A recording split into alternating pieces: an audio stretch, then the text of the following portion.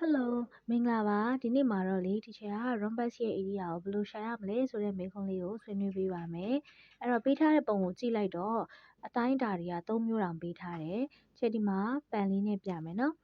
ဒီမှာ7.5 မီတာတဲ့ဒါဆိုရင်ကျန်တဲ့အနားတွေကလည်း7.5 မီတာရှိတယ်ဆိုတာကလေးတို့သိရမယ်ဘာလို့လဲဆိုတော့ Rhombus ကအနားလေးနားလုံးတူတယ်နော်အဲ့ဒါသိထားရမယ်ဟုတ်ပါပြီဒါဆိုရင်ဒီချက်တို့ဆက်သွားကြည့်အောင်အဲ့တော့ Rhombus ရဲ့ဒီမှာ12မီတာတဲ့12မီတာဆိုတာဘာကိုပေးထားရလဲလို့ပြောရင်ခြေဒီရဲ့ထောက်ဖြက်မြင်းကြီးတစ်ချောင်းလုံးကိုသူပေးထားတာဒါ Rhombus ရဲ့ထောက်ဖြက်12မီတာ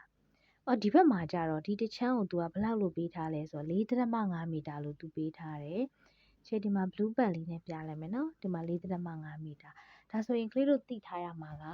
Rhombus မှာထောက်ဖြက်မြင်းတွေကဘလို့ဆက်ဆက်မှုရှိလဲသူတို့ဂုဏ်တက်တီတွေကပါတယ်လေအဲ့တော့ကလေးတို့သိထားရမှာက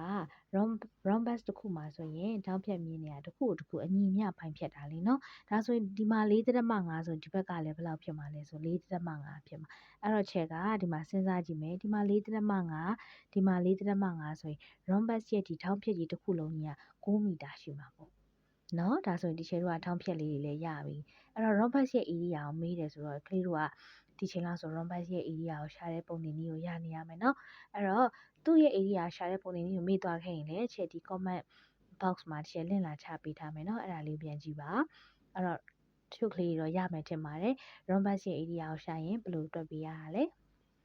ဟုတ်တယ်နော် rhombus ရဲ့ area ကိုရှာရဆိုရင်ထောက်ဖြတ်နှစ်ခုကိုမြောက်ပေးရတယ်ပြီးသွားရင်မြောက်ပေးုံနဲ့မပြီးသေးဘူးเนาะပြီးသွားရင်တို့နှစ်နဲ့စားပေးရတယ်โอเคဒါဆိုဒီချက်ဒီမှာရေးလိုက်မယ်အဲ့တော့ထောက်ဖြတ်မြင်းတစ်ခုကဘယ်လောက်ဖြစ်သွားလဲဆိုတော့ဒီချက်ဒီမှာအရှေ့ကြီးကိုရင်တွက်မယ်ထောက်ဖြတ်မြင်းတစ်ခုက7နဲ့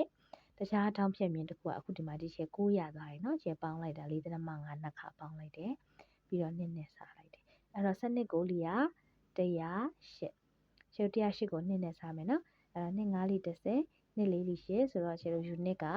12ရန်မီတာရမယ်เนาะလွယ်လွယ်လေးပါ thank you ပါ